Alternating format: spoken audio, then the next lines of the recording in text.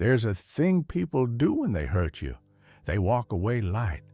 You watch them go and something in you expects the ground to open under their feet, and it doesn't. They keep walking. They laugh in the parking lot. They post pictures from a trip you helped pay for in ways they'll never admit. And you stand there holding the weight they handed you, and you think, is this it? Do they just get away with it?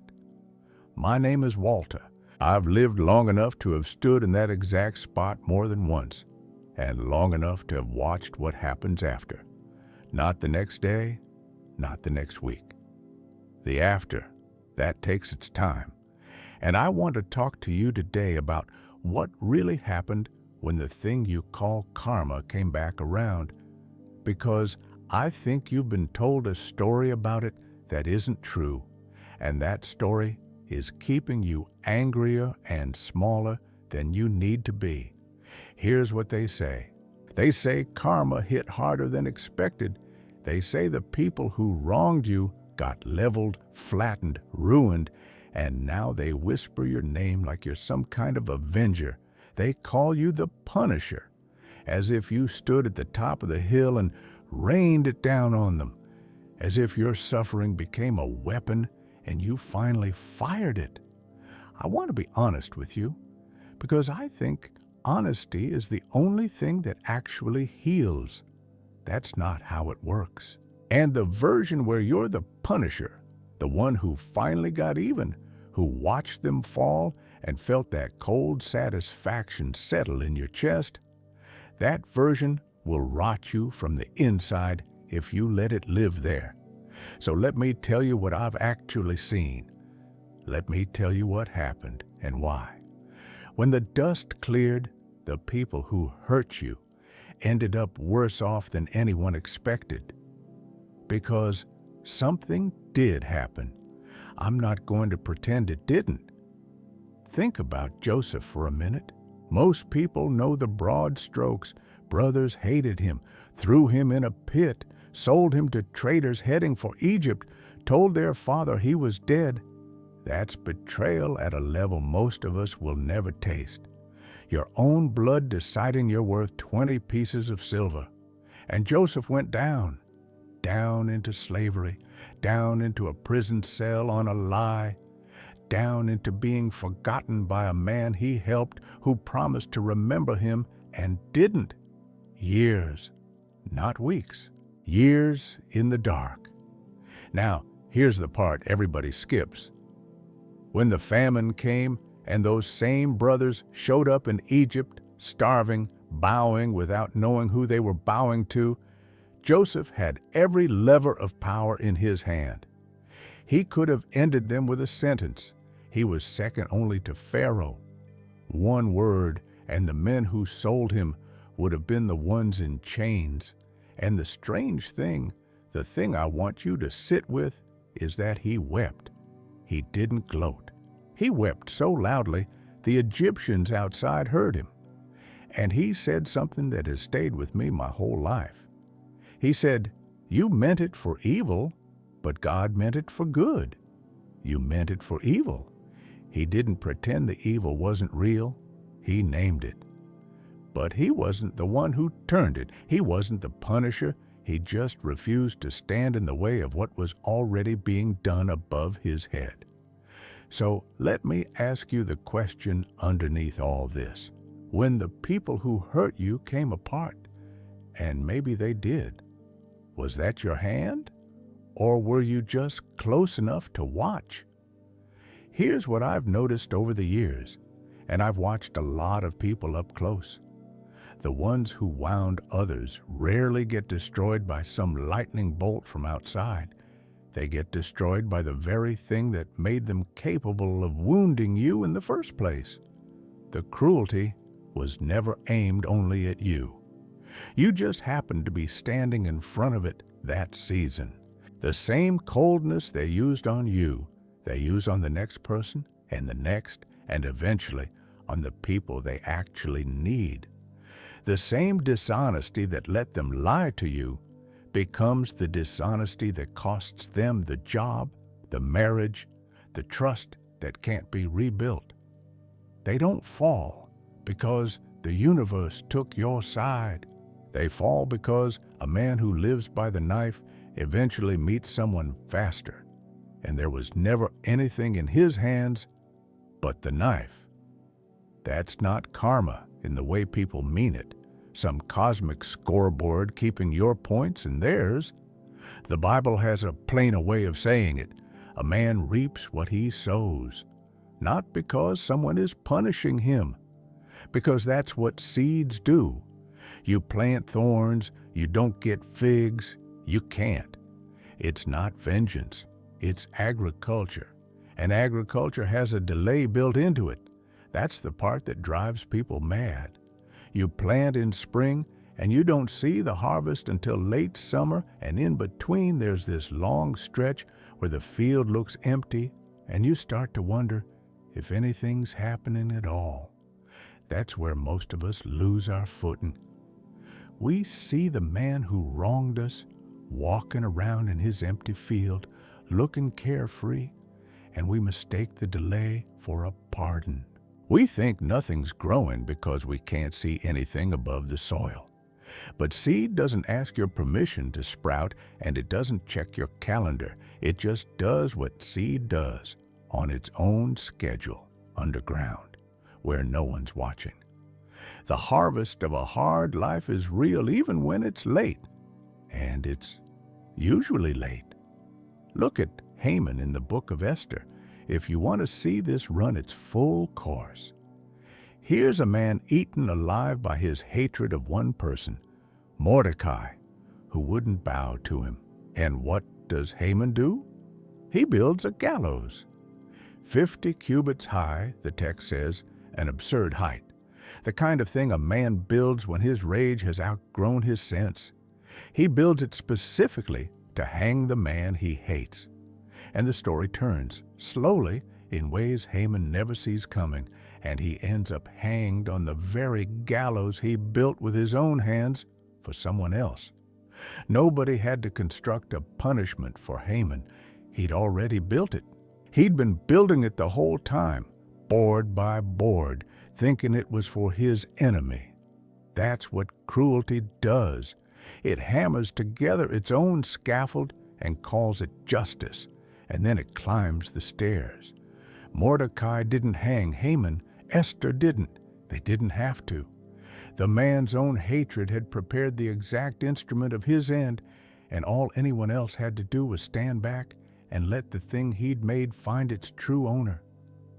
That's the most unnerving truth in the whole book. The trap was real. It just had the wrong name carved over the door the entire time. I had a neighbor years ago. I won't give him a name, it doesn't matter, and he's gone now anyway.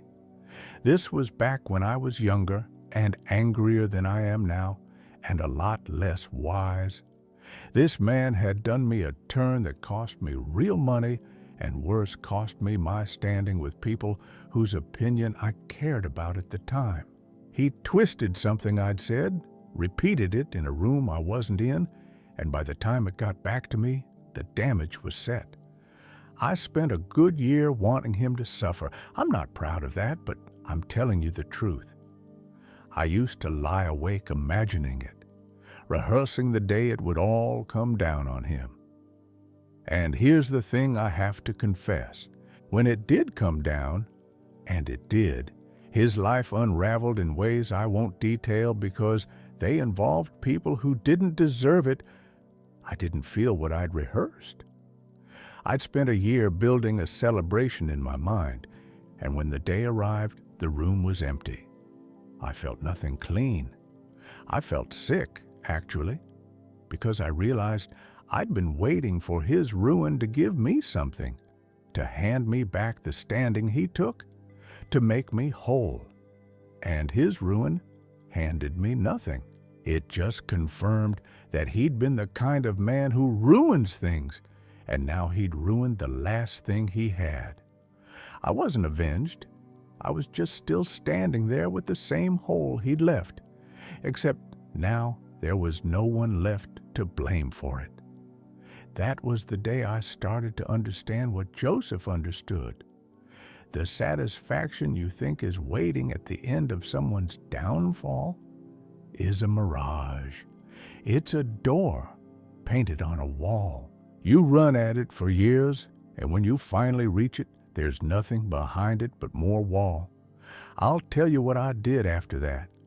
I went home and I sat at my kitchen table a long time, and I did some arithmetic I'd never let myself do before. I added up the hours, not the money he cost me, the hours, the nights I'd given to imagining his ruin, the conversations I'd half listened to because part of me was always somewhere else, rehearsing. The years my children were small and I was present in the room but absent in the head, off somewhere keeping a ledger on a man who never once lost a wink of sleep over me. And I realized he'd taken far more from me in the wanting back than he ever took in the original theft. The first wound was his. Every wound after it, I dug myself with my own hands every night for free. He robbed me once. I'd been robbing me ever since on his behalf, like an employee who keeps showing up to a job after the boss has died. So why do they call you the Punisher? Why does that name attach itself to people who never lifted a finger? I've thought about this a long time, and I think it's because guilt needs somewhere to point. When a man's life caves in on him because of choices he made, the last thing he can afford to look at is his own hands. So he looks for a story where the collapse came from outside. And who's the most convenient villain? The person he wronged, the one he knows somewhere down deep had a right to wish him ill. He looks at you and he sees the shape of his own conscience. And it's easier to call that shape a punisher than to call it what it is. You become the punisher in their telling, not because you punished them, but because your existence reminds them of the bill that came due. You're the witness, and to a guilty man, a witness and an executioner look almost the same. I've watched this happen up close more than once.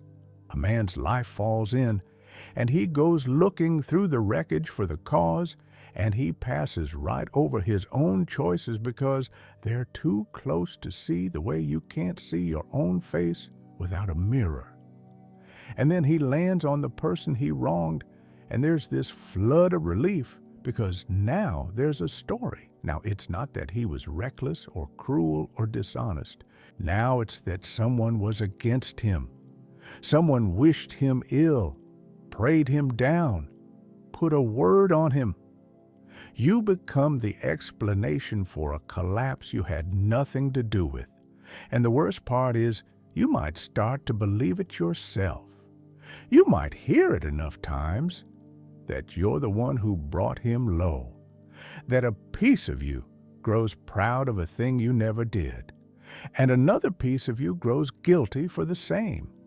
That's the Punisher's costume.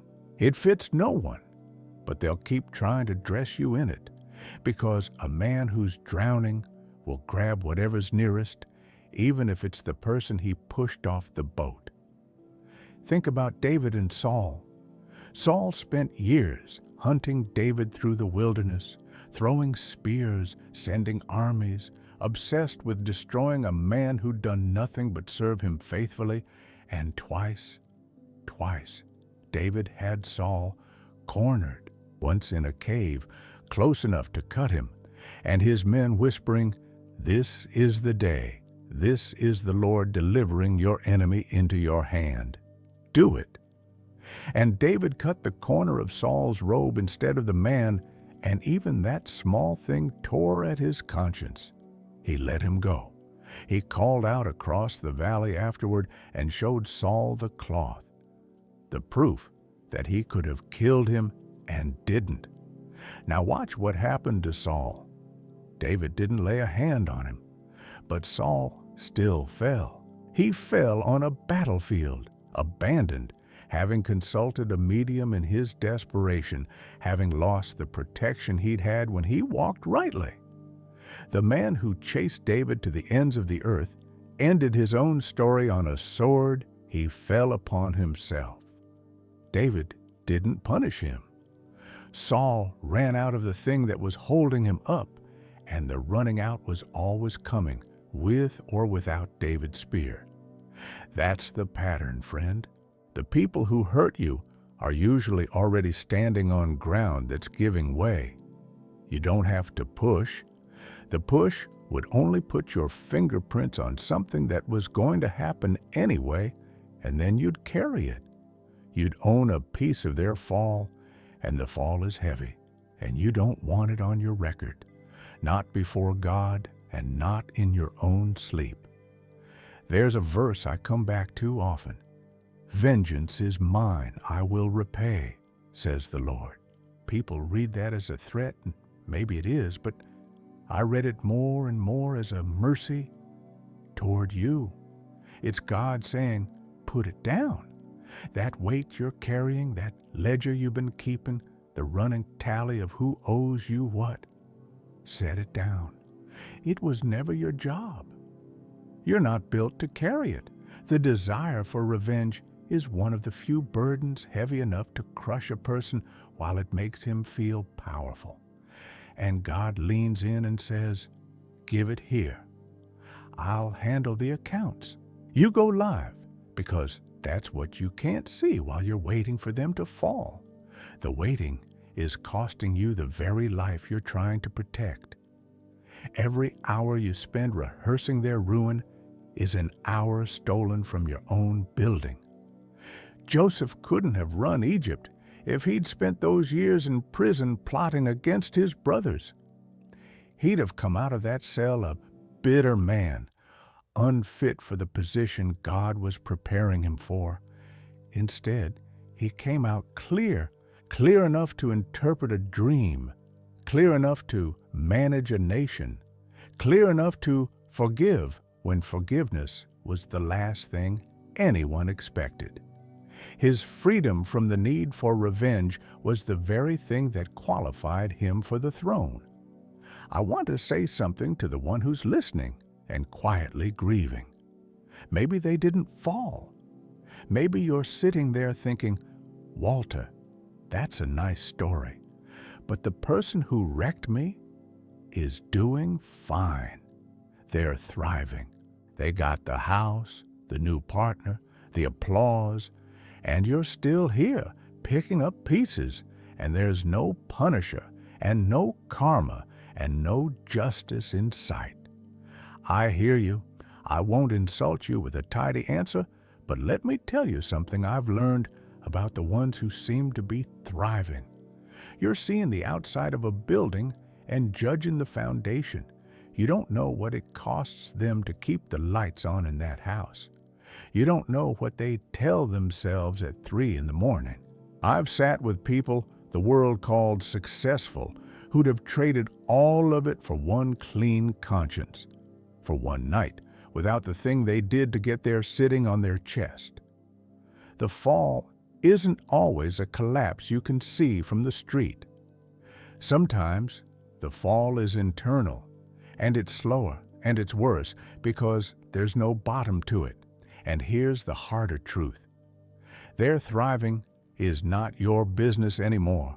The moment you tie your healing to their downfall, you've handed them the key to your peace all over again. You've said, I cannot be whole until they are broken, which means as long as they stand, you stay wounded. You've made your recovery depend on their ruin, and that is the cruelest trap I know because you built it yourself and you locked yourself inside it. Joseph didn't wait for his brothers to suffer before he flourished. He flourished in the prison. He flourished as a slave. The flourishing came first, from the inside, and the reconciliation came later. And the revenge never came at all, because he no longer needed it. So let me tell you what actually happened. since that's what the title promised, and I don't break promises. What happened is this: the people who hurt you met the consequences of being the kind of people who hurt others. Maybe you saw it. Maybe you will. Maybe you never will in this life. But the harder truth, the one that sets you free, is that it was never your fall to engineer and never your satisfaction to collect. The name they gave you, the Punisher, is a confession, not a title. It's them telling on themselves. It's the sound a guilty conscience makes when it finally hears the footsteps of the bill collector and mistakes him for you. You're not the Punisher, you're the survivor. And those are very different men. The Punisher stays chained to the person he punishes. He has to keep watching, keep tending the wound, keep the fire stoked. The survivor walks away and builds something the other man can't touch. One of them is free, only one. I think of Job, near the end of all his troubles. Friends who'd accused him, a wife who told him to curse God and die, a life stripped down to ash. And when God finally restored him, gave him back twice what he'd lost, there's a small detail people miss. Job prayed for his friends, the ones who'd kicked him while he was down. He prayed for them, and it says his own restoration came as he prayed for the men who'd wronged him. Not after they apologized, not after they suffered, as he prayed for them. The release of the grudge and the return of the life were the same motion. That's the door, friend, not the painted one on the wall, the real one. It doesn't lead to their punishment. It leads out of the room you've been trapped in with them, the room where you keep replaying it, keep scoring it, keep waiting. You walk out of that room and into your own life, and the strange thing is that the moment you stop needing them to fall is usually the moment you stop falling yourself. I'm not telling you to feel warm toward them. I'm not telling you to call them up and pretend. Forgiveness isn't a feeling, and it isn't a phone call. It's a decision to stop carrying their debt on your back so you can stand up straight again. You can forgive a man and never see him again. You can release the weight without sending a card. The forgiveness is for your spine, not for his comfort. Let me leave you with the truth I'd want someone to leave with me. If their life came apart, it was the harvest of seeds they planted long before they met you. You were not the season. You were one of the rows. And if their life didn't come apart in any way you can see, then trust that there's an accounting more thorough and more patient than anything your anger could design. And it's being kept by someone who loves justice more than you do and loves you more than you know. Either way, the weight comes off your back today. Not because they earned your mercy, because you can't carry it one more mile and become the person you're meant to be. Before we part, I want to hear from you, and I mean that. Not a thumbs up, not a quick word. I want you to tell me, down in the comments, about the moment you stopped waiting for someone's downfall, or the moment you're still waiting and can't seem to put it down. Be honest. Somebody reading is in the exact place you were, and your words might be the hand that pulls them out. Tell the truth of where you are. That's the only thing worth typing. And let me pray with you before you go. Father, you see the ones carrying weights they were never meant to carry. You see the ledgers kept in the dark, the nights spent waiting for a fall that may never come. Take it from us now. We've held the bill too long and our hands are tired. Teach us to be survivors and not punishers, to walk out of the room and into the life you've already prepared. Give us Joseph's clear eyes and Job's open hands. And where there's a wound still bleeding, be the closing of it. We trust you with the accounts. We trust you with them, and we trust you with us. Amen.